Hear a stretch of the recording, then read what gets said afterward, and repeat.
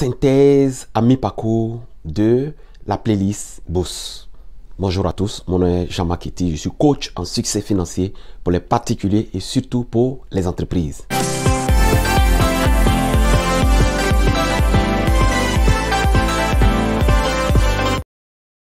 C'est la synthèse à mi-parcours que je fais. Pour dire quoi? En matière d'investissement boursier, il y a 3 phases. La première phase que j'ai appelée la phase d'acquisition, de connaissance, de familiarisation.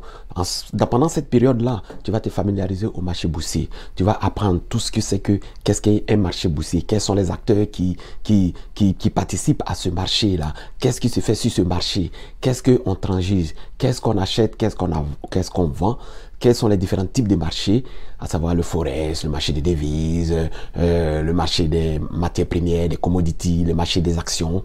Quels sont les intervenants? On peut avoir les intervenants, il y a le gouvernement, il y a les institutions financières, il y a les institutions prêteuses, il y a, comment on appelle ça, les compagnies, il y a monsieur, madame, tout le monde. Donc, c'est tous ces éléments-là qu'une fois tu as appris, ça va te servir. Donc, même dans cette phase d'acquisition-là, il faut aussi connaître l'environnement légal de ce que c'est que l'investissement boursier. Et l'environnement légal, on va parler par exemple des lois qui régissent les différents marchés financiers et comment, au niveau de la loi fiscale, par exemple, si je gagne de l'argent, dépendamment avec mon activité de trader ou d'investisseur, comment je peux l'encaisser et comment je serai imposé là-dessus. Au niveau financier, est-ce que c'est vraiment un secteur porteur? Comment je gagne? Est-ce qu'il y a vraiment de l'argent à faire à la bourse? Donc, c'est toutes ces connaissances-là que, une fois rassemblées, une fois maîtrisées, le jargon, le vocabulaire, c'est quoi les petites notions, les petites définitions, stop loss, take profit, tendance, phase de marché, type de trader. Donc, type de trader, à savoir des traders, scalpers, swing trader. En ce moment, tu as pris la peine de connaître toutes ces définitions-là. Tout ça, maîtrisant un peu l'économie, c'est quoi la loi de l'offre et de la demande. Pourquoi? Parce que quand tu vas transiger, tu vas beaucoup regarder le prix. Et le prix, c'est la loi du marché. Ça évolue en fonction de la loi de l'offre et de la demande.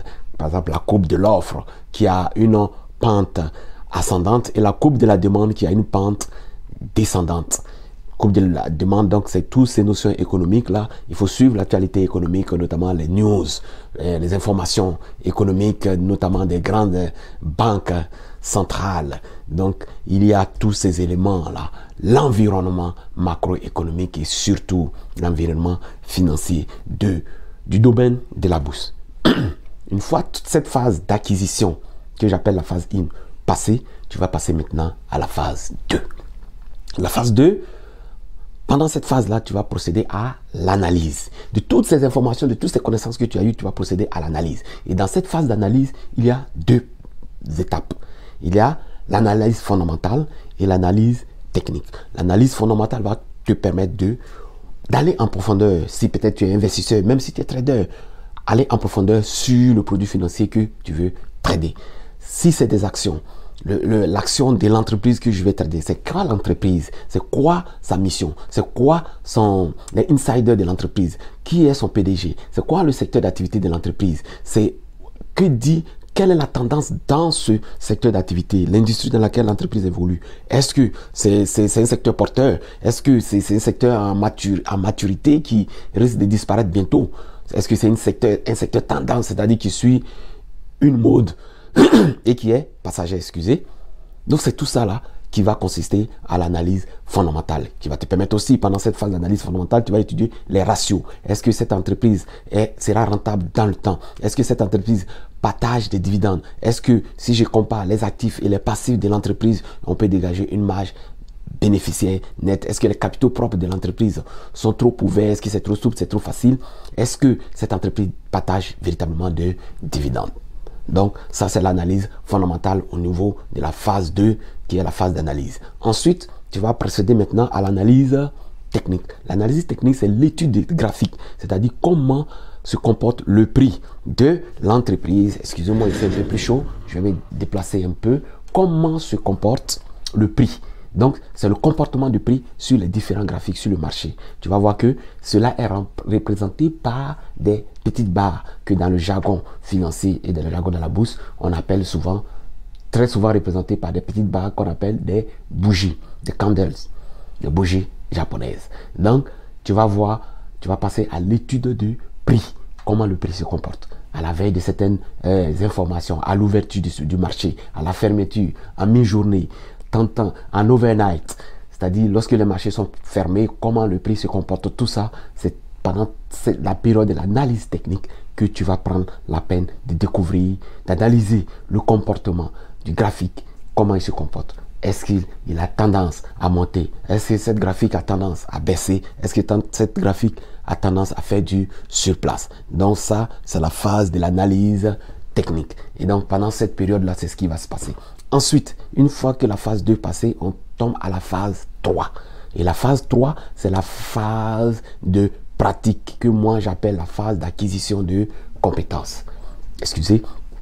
Donc, pendant cette phase d'acquisition de compétences-là, tu auras le temps de te familiariser véritablement avec le logiciel de trading, c'est-à-dire ton outil de travail au quotidien, les applications que tu vas utiliser au quotidien, toutes ces applications-là, tu vas te familiariser avec ces applications, notamment les applications de recherche, les applications qui vont venir t'aider dans tes prises de décision au niveau de tes entrées, de tes sorties.